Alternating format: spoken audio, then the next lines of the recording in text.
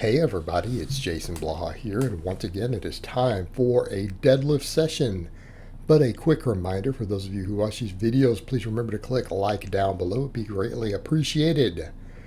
Alright, keeping with what we're doing with the training, what I've described I'm doing with the trend, what I'm doing with the programming, we went for a 1+ set today with 95% of my training max. I got 4 reps. Now, a lot of people always note, they're like, Jason, your first rep sometimes is the slowest on your deadlifts. Yeah, and that's true. And it's just the way I've always pulled.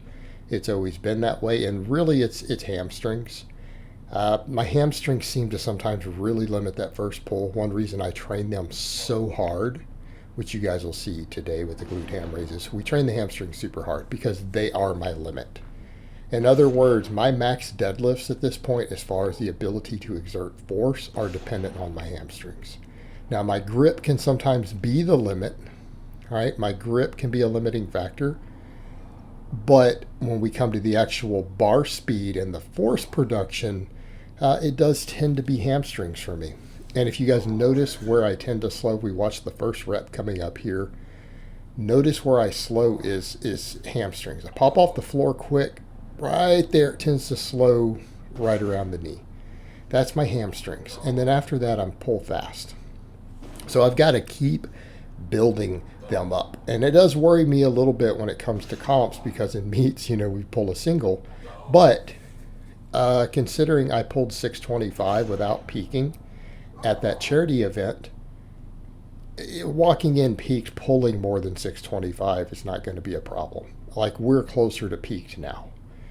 We're a lot closer to peak. Now, one of the things that I noticed when I went to do the 5s today, because we're doing the heaviest wave, a lot of times you'll see with the boring but strong template, which is what I'm doing, you'll see guys like Wendler say, hey, sometimes you really only want to do 8 sets. Here's what I found today.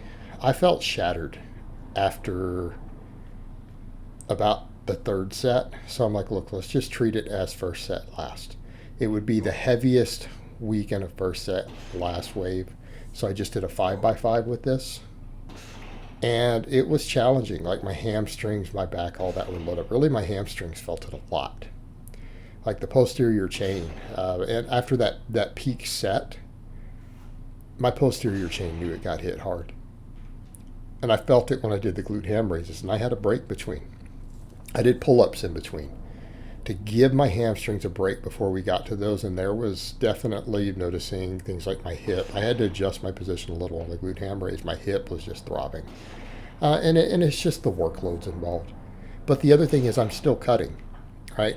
And people are noticing that I'm slowly getting leaner. I'm getting close enough to where I can make comp weight easy enough with a water cut. Because they'll see me put something like, 215. Well, I'm going to have to go lower, but I mean, that's 215 is a walk around weight for a 198 lifter, right? So if you're 215, you compete at 198. You don't compete at 220. Not if you want to win. So that's going to be the thing. I'm going to keep recompositioning. It's going to be loss of body fat, then gain a little muscle, then lose fat. It's what I'm going to do continually. It's what I'm going to have to do continually so that I can be more and more competitive at 198. Now people are like, aren't you talking about breaking records for your age class? Yeah. But records don't stay. Now, I'm a YouTuber. There's people who hate me. There are people who hate me. There are people who literally might diet down or bulk up to try to break my records just because they hate me. So I'm going to have to keep breaking my own records. So that's going to be the goal. I'm not just going to walk in and do a meet or two. Once I start rolling on meets again, it's going to be several meets a year. Right? That will be the plan. But the deadlifting was tough today, and I felt it cutting. Like, I realized I'm not doing 10 sets of supplemental deadlifts today. It's not going to happen. So we used a slightly different but hard template. Then afterwards, I did pull-ups, and I've said I'm going to do things like pull-ups and hanging leg raises, my toe to bars every workout. I want to just get really good at fat bar pull-ups. Now, they are harder on the fat bar. They are harder on that fat bar. I'm using, if you look close, I'm using an axle bar basically. So the fat bar attachment is what I'm doing the pull-ups on with a wide grip. This hammers my grip. Hammers my grip in forearms. Yes, it's still a major back exercise, but it hammers my grip. You know, it's funny enough, you guys saw my back. Everyone's like, your back is freakish. And I always get people who will say stupid stuff like my pull-ups will be like 0. And I'm like, really? Because my back isn't jacked. And the thing is, I'm just going to get real good at doing these fat bar pull-ups. I'm going to do tons and tons of them within my recovery. Like, we don't take anything to failure. Notice that. It's a big key to this. Making sure of my external rotation of the shoulder joint is important. That's why I've been very careful on what I pick with what I do. Because it's that internal rotation of my shoulder that has gotten me in the past with the impingement. The external feels great. So this is really where I need to work. And I'm just going to practice doing tons and tons of pull-ups. High volumes of these pull-ups all the time. You know, within my recovery ability. It will build my grip, it'll build my back, it'll build biceps. And eventually, if I get to where I can knock out a lot of reps on these all the time, I'll throw on my weight vest. Right? I'm not going to do plates for this stuff anymore. I'll throw on the weight vest. I have the weight vest for the glute ham raises too, because I'm going to be using it for conditioning work. But it's a versatile tool.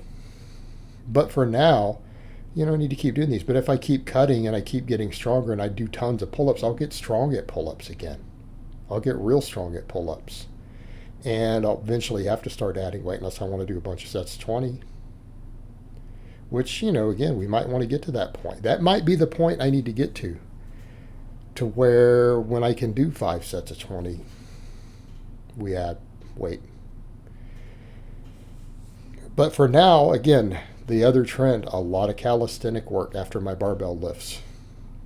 Why? People will say why. Because, quite frankly, the amount of muscles involved in working them, they all work your core, they work your abs, in addition to the primary movers. Like, I'm a big fan of bodyweight exercises, and I've always tried to explain that to people. I don't think when people say, oh, they're the best way to train, no, they're not. Barbells are the best way to get strong.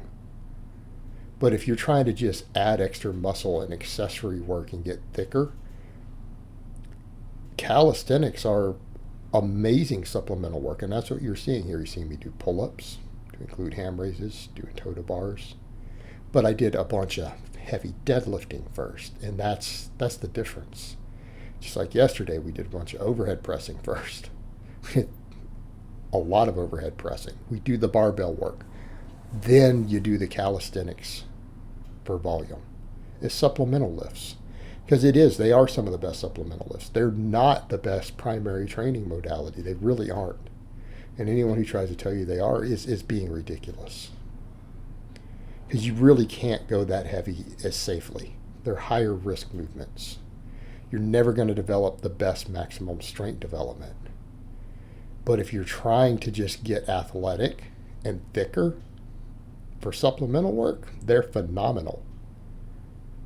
Use the right tool for the job, people. Use the right tool for the job.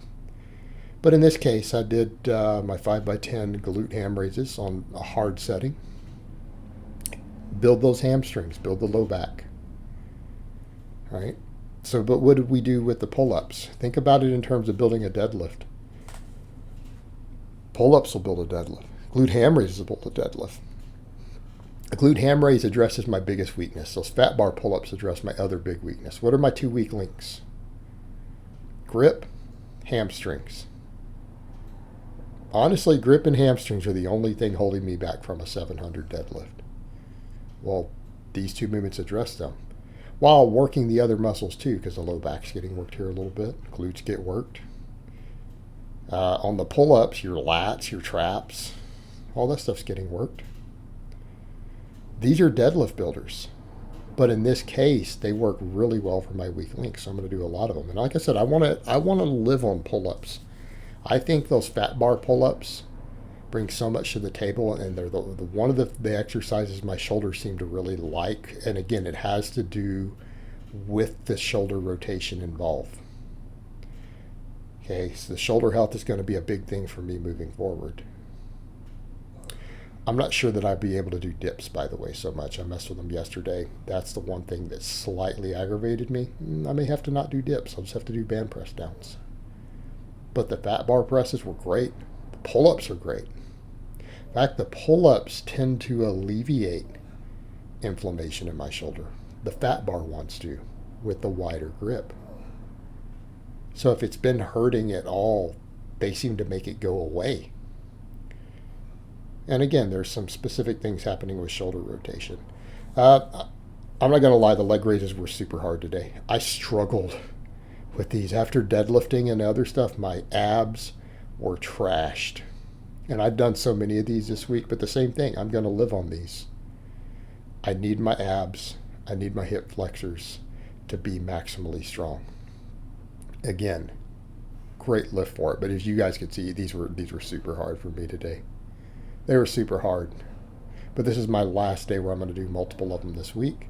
But very, very, very happy with today's lifts. So I hope it has been informative, and I will talk to you guys next time.